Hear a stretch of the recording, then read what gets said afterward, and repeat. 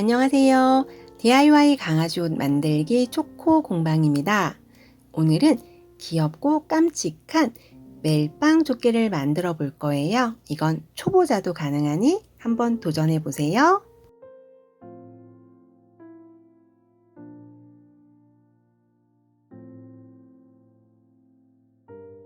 먼저 간단하게 패턴 그리는 방법을 설명해 드리겠습니다. 등판의 길이는 아이 등 길이의 5분의 2보다 살짝 더 길게 해주셔도 됩니다. 가로폭은 가슴둘레 3분의 1에 여유분 2cm 더 넣어주시고요. 단추 다는 부분에는 시접을 2.5cm, 나머지는 1cm 넣어줍니다. 이번엔 앞판인데요. 앞판의 폭은 등판의 2분의 1이 되도록 재단해 주시면 됩니다. 옆선으로 이었을 때 윗부분은 일자로 재단하고 아랫부분은 자연스러운 곡선이 되도록 이어줍니다. 이 윗부분의 폭은 아이 앞다리 사이에 폭으로 해주시면 됩니다. 저는 윗부분을 그냥 일자로 해주었는데 여기는 사선으로 재단을 해주시면 어깨끈 끼기가 더 수월합니다. 이제 어깨끈 볼 텐데요. 저는 어깨끈을 4장을 재단해 주었고 2장씩 박음질 해준 다음 사용할 거예요. 요 등판에는 단추 여유분 요 시접 2.5cm 접어주고 겹치도록 놓아준 다음 앞판과 등판의 옆선을 맞춰주고 앞판 윗부분에서부터 이 등판에서 크로스 되도록 연결해 줄 거예요. 요 길이를 측정해서 어깨끈 길이를 결정하시면 됩니다. 요건 앞판 안감이고요. 안감의 길이는 더 길게 하셔도 좋습니다. 박음질 들어가기 전에 안감과 겉감이 만나는 부분을 제외한 나머지 모두 오버록 해주시고 안감하고 겉감 만나는 부분도 오버록 하셔도 괜찮습니다. 이제 박음질 시작하겠습니다. 어깨끈은 4장을 재단해 주었고 2장씩 겉길이 마주 보도록 놓은 다음 짧은 부분 한 부분을 제외한 나머지 3부분을 박음질 해줍니다. 저는 어깨끈을 4장을 재단해서 2장씩 겉길이 마주보게 놓은 다음 한쪽 면 제외한 나머지 3면을 박음질해서 뒤집어 줄 텐데요. 요거를 4장을 재단하지 않고 2장을 좀 폭이 넓게 재단해서 반으로 접어서 사용하셔도 됩니다. 박음질이 끝난 어깨끈은 시접을 0.5cm 남기고 잘라줍니다. 모서리는 사선으로 잘라주세요.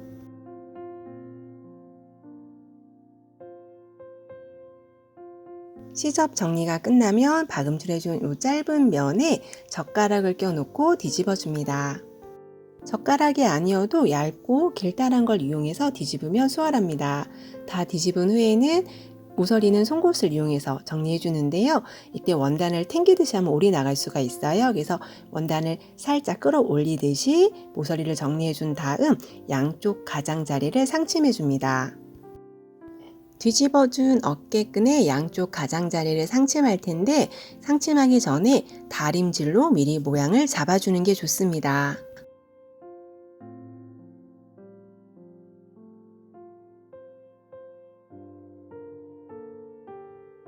이제 앞판과 등판의 옆선을 박음질 해줄 텐데요. 등 가운데와 옆선의 길이가 다르기 때문에 좌우가 바뀔 리는 없지만 그래도 좌우 확인한 다음 양쪽 옆선을 박음질 해줍니다.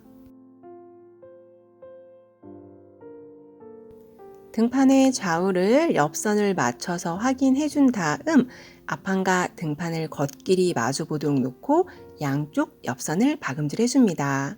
제가 미리 오버룩 해두라고 말씀해 드렸는데요. 저는 이날 마침 오버룩 기계가 고장이 나서 제가 아무리 고쳐보려고 해도 안 돼서 오버룩 없이 박음질 시작했습니다.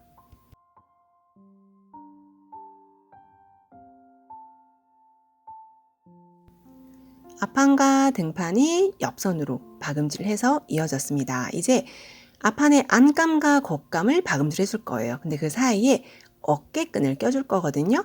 어깨끈이 이렇게 들어가야 되기 때문에 박음질은 반대로 하셔야겠죠. 항상 시접 방향 맞춰서 박음질 하셔야 되고 저는 윗부분을 일자로 해주었는데 여기를 양쪽을 사선으로 해주시면 어깨끈 끼기가 훨씬 수월합니다.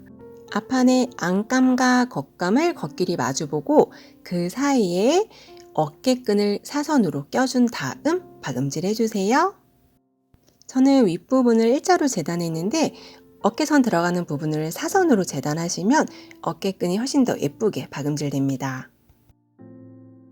앞판의 안감과 겉감을 겉길이 마주보도록 놓고 그 사이에 어깨끈을 껴준 다음 박음질 할 거고요. 어깨끈은 한쪽은 박음질 돼서 막힌 부분이 있고 뒤집어주기 위해서 박음질 안 된 부분이 있어요. 박음질 안 된 부분을 이 사이에 껴주셔야 되는 거예요. 그리고 앞판의 안감은 길이를 좀 더 길게 해주셔도 괜찮습니다.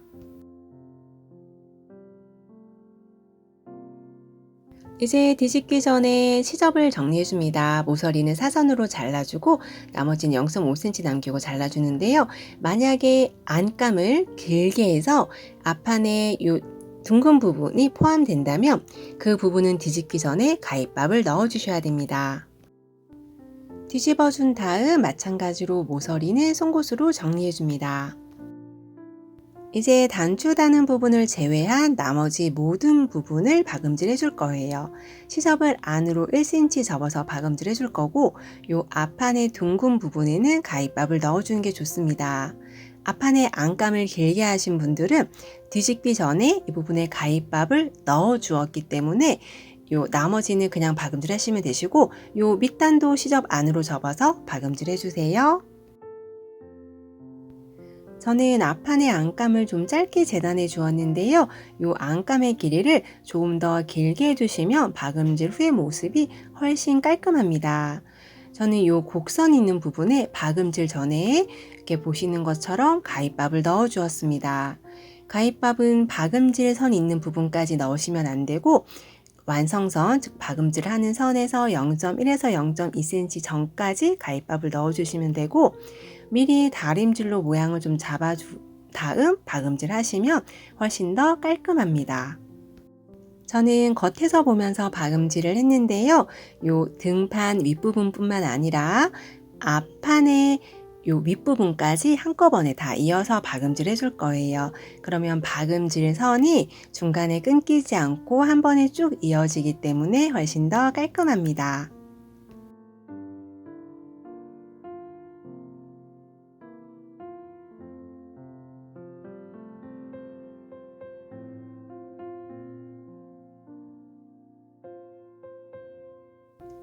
밑단도 시접을 안으로 접어서 다림질로 모양을 잡아 주었고요. 마찬가지로 겉에서 박음질 해 주었습니다. 이번에 만들어 본 멜빵 조끼치마는 굉장히 간단해요. 그래서 초보자가 도전하기에 좋습니다. 박음질이 거의 끝나가니 조금만 더 힘내주세요. 이제 박음질이 남은 부분은 요 등판에 단추 다는 부분이에요. 단추 다는 부분에는 시접을 2.5cm 주었고요.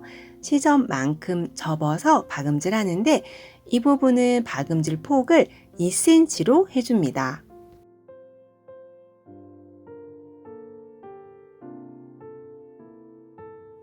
양쪽 동일하게 시접을 안으로 접고 2cm 폭으로 박음질 해주세요.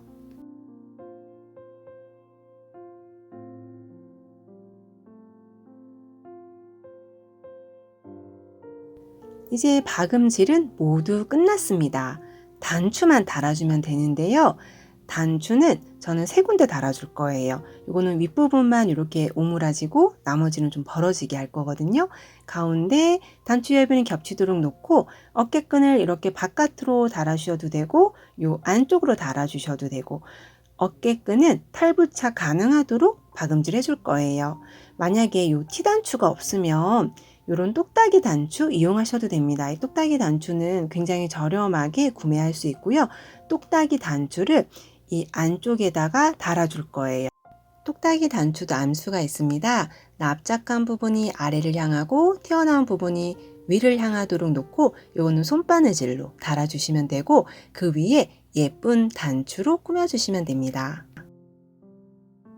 이제 T단추 다는 방법도 보여드릴 텐데요. T단추는 조금 요 알이 큰 걸로 하시는 게 더 귀엽습니다. T단추 없으면 그냥 요 똑딱이 단추 이용하셔도 됩니다.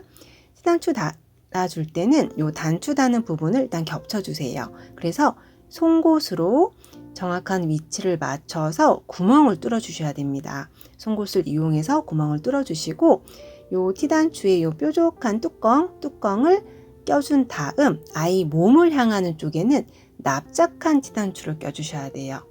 아이 몸을 향하는 쪽은 항상 납작한 거, 위를 보는 쪽은 볼록한 수놈을 껴주시면 됩니다. 그래서 가지고 계신 기구를 이용해서 눌러서 티단추를 달아주시면 되고, 요 반대쪽은 뚜껑이 밑으로 가게 넣으셔야겠죠. 뚜껑이 밑으로 가게 놓고 그 위에 요 순놈 볼록 튀어나오네, 얘를 껴준 다음 마찬가지로 기구를 이용해서 꾹 눌러주시면 됩니다. 티단추 다는 방법은 저의 티단추 쉽게 달기 영상에서 조금 더 자세하게 보실 수 있습니다.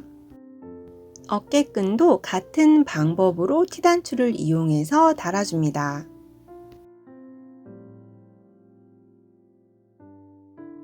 멜빵 조끼는 이렇게 하나만 입혀주어도 굉장히 귀엽습니다. 이거는 남자가 입어도 귀엽고요. 그리고 요 샌디가 입은 것처럼 안에 티를 입은 다음 위에 입혀주셔도 귀엽습니다. 어떻게 입어도 귀여운 멜빵 조끼 만들기 도움이 되셨나요? 다음에도 더 귀엽고 깜찍한 강아지 옷 만들기로 찾아뵙겠습니다. 감사합니다.